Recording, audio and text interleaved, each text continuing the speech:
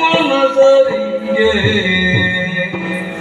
ಅಳುವ ಸುಮನಸರಿಗೆ ಧೈರ್ಯವ ತಿಳುಗೆ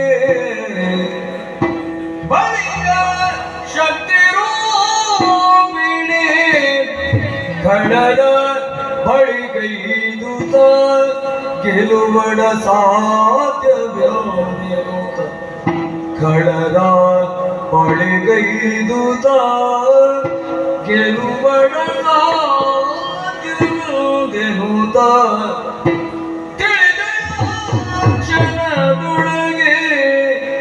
ತಿಳಿದಳ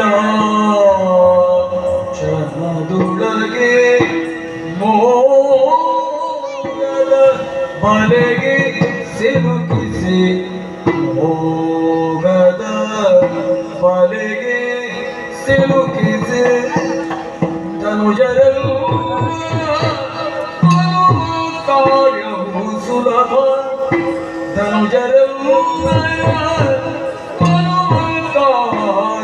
ಸುಲಭ ಎನ್ನುತ್ತಲೇ ತನ್ನ ಮನದೊಳಗೆ ಯೋಚಿಸಿ ಯೋಚಿಸಿ ಯೋಚಿಸಿ ಎಂದು ಯೋಚಿಸಿ ಮಾಗಮ್ಮಾಯೇ ಮಾಗಮ್ಮಾಯೇ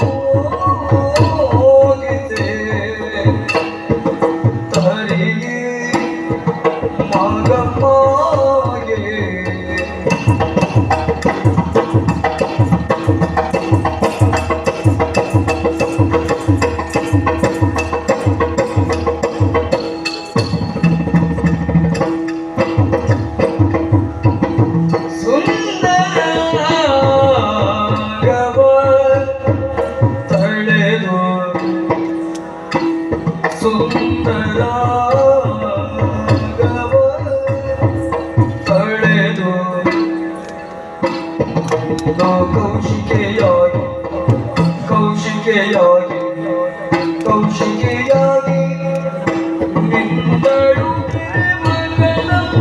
ಮನದೊಳನು ನಿಂದಳು ಮಿರಿವ ಕದಂಬವನದೊಳನು ಸುಂದರ ಗಮನೆನು ಕೌಶಿಕೆಯಾಗಿ ನಿಂದಳು ಮಿರಿವ ಕದಂಬವನದೊಳನು ನಿಂದಳು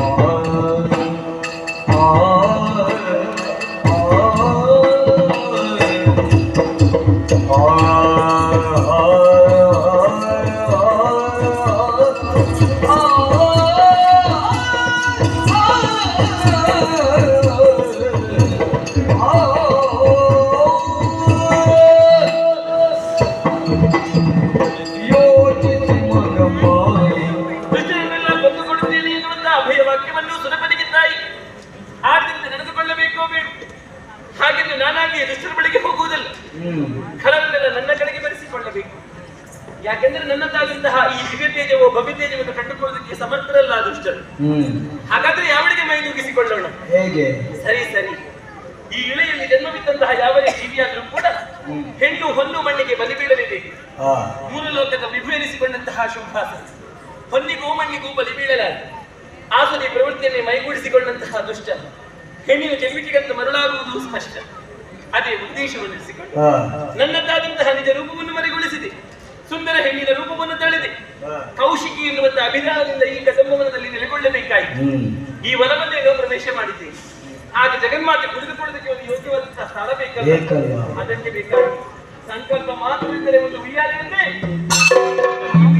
ಏನು ಮಾತ್ರವಲ್ಲ, ಕೈಯಲ್ಲಿ ವೀಣೆಯನ್ನನ್ನು ಹಿಡಿದು ನಾನು ಇಂಪಾಗಿ ಗಾಯನವನ್ನು ಹಾಡಬೇಕು. ನನ್ನದಾದಂತಹ ತನುಗಂಧವನ್ನು ಮಾರ್ತನಿಗೆ ಪಸರಿಸಿದ್ದೇನೆ. ತನುಗಂಧವನ್ನು ಅಗ್ರಾಣಿಸಿಯೋ ನನ್ನ ಗಾಯನವನ್ನು ಆಲಿಸಿಯೋ ಇಲ್ಲ ಬೆಳಗಿನ ಜಾಡನ್ನು ಹಿಡಿದು ಬಿದ್ದ ಕಡೆಗೆ ಬರಲೇಬೇಕು. ಇಲ್ಲಿಯವರೆಗೆ ಬಂದ ಬಳಿಕ ನನ್ನನ್ನು ನೋಡಿದ ತಕ್ಷಣ ಬೇಕೆಂದು ಆಸೆ ಪಟ್ಟಾಗ ಬಂದಂತಹ ಖರರನ್ನು ಹಿಡಿದಂತಹ ಚಕ್ರದಿಂದ ಲೋಕ ಕಲ್ಯಾಣವನ್ನು ಧರ್ಮ ಸ್ಥಾಪನೆಯನ್ನು ಮಾಡಬೇಕಾದ ಮಾತೆಯಾಗುತ್ತದೆ ನಾಸ್ತಿ ಕರ್ತವ್ಯ. ಏರಿಕೊಳ್ಳುತ್ತೇನೆ ಕನಕನವಯ್ಯ.